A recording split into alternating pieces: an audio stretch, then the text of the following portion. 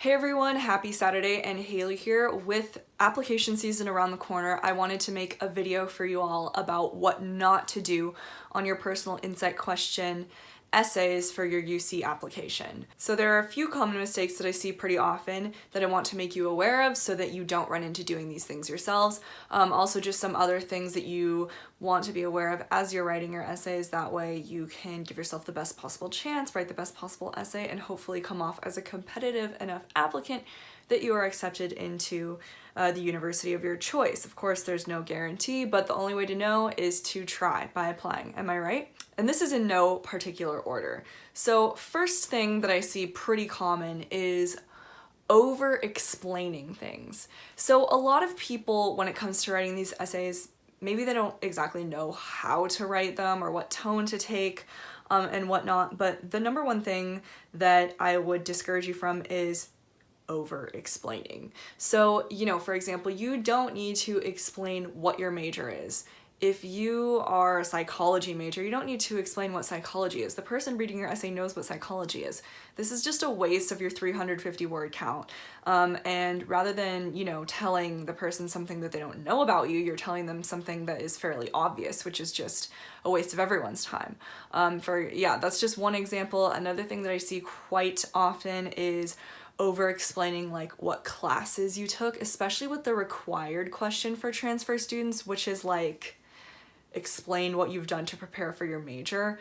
You, of course, can make mention of the classes you've taken, but your essay should literally not be, I've taken XYZ class, in this class I learned this, in this class I learned that. Like, they know on a pretty fundamental what you've learned in your classes. That's what your transcript is for. And these are general education classes, so pretty much every class is going to be teaching the same thing. So don't waste your word count on that. On the opposite end of the spectrum, something that I see pretty often as well is under-explaining. So this is something that I see pretty often when people are talking about themselves. So if you're explaining something that's pretty personal to you, something that only you would know about yourself, sometimes, people just like write as if the person who is reading this essay will understand what they mean by something. And that's not the case. Remember that the person reading this essay has no idea who you are. They don't know you. So, you can't just say like, I don't know, like if you have a silly nickname for someone in your family, like my nephew calls me T. Well, only my family knows who T is. Obviously, that's, I'm his aunt. That's what he calls me. But, no one else would understand what T is or who T is. So don't do that. Don't under-explain. When it comes to personal things like that, remember that, speak as if you're speaking to someone you've never met before, because that's the case. You've never met this person before.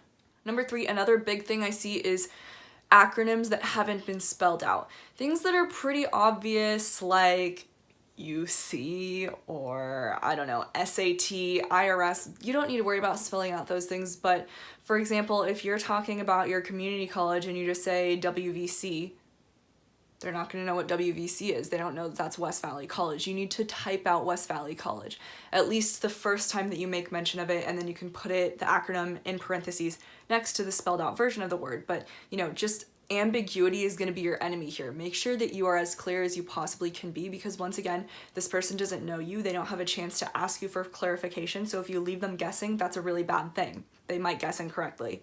Okay, so the fourth thing that I want to talk about is, honestly, I think this thing that I see the most across all essays that I've read. You guys know that I've done editing services in the past, and this is something that I think every single person that I've read their essays has done, and I'm guilty of the same offense. Don't worry, you're not alone. But the thing that you want to avoid is generalizations and sweeping statements. So it's really it's a waste of your word count, because it really does nothing to help the reader understand who you are, and it does nothing to advance your essay. It doesn't tell them anything of value or of importance. What I mean by this is, for example, if you're answering the leadership prompt, and the leadership prompt is something like, give us an example of your leadership and how you contributed to group efforts over time, or something like that. And you start off the essay by saying, leadership is a trait that every person in a position of power must possess. okay. Like that does nothing for you. It does nothing for the reader. It does nothing for the essay. Just forget about it. It's a waste of your time. It's a waste of your space. Just leave that stuff out. Get down to the nitty-gritty details. Once again, you only have 350 words, so you want to make sure that you are conveying what's really important about yourself. It is a personal insight question, not a general leadership question. You know what I mean? Like it's supposed to be something that matters to you.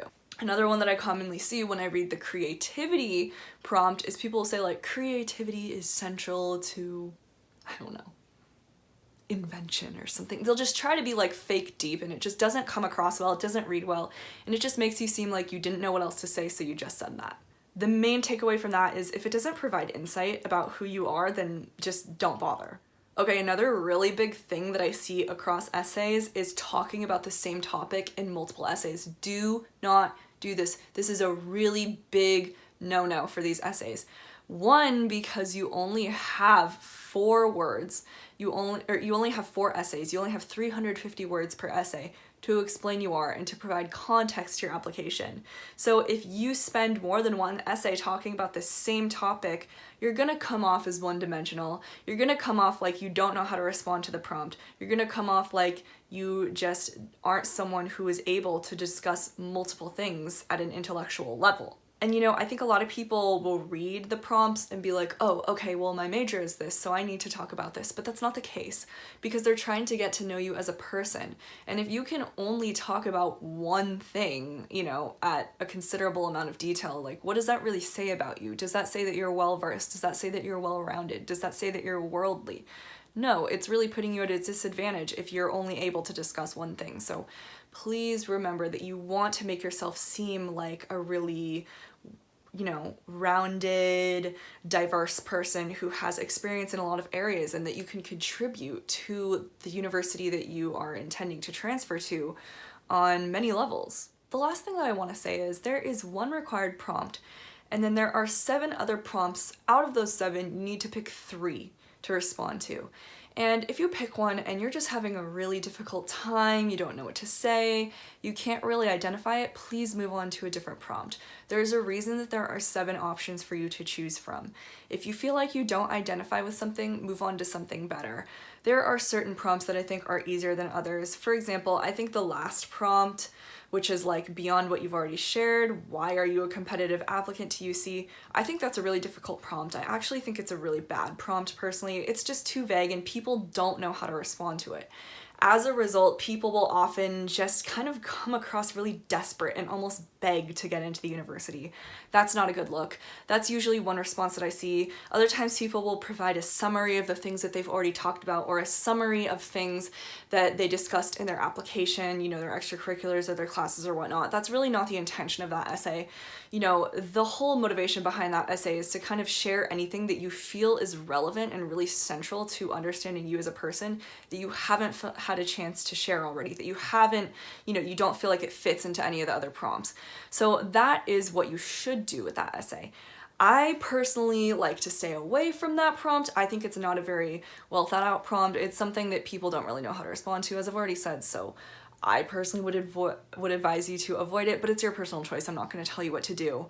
But if you're already struggling, it's probably not the one that you want to go with.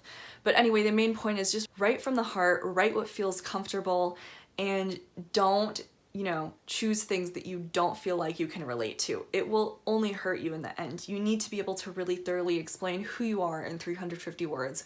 So make sure you're choosing a prompt that you feel you can do that with.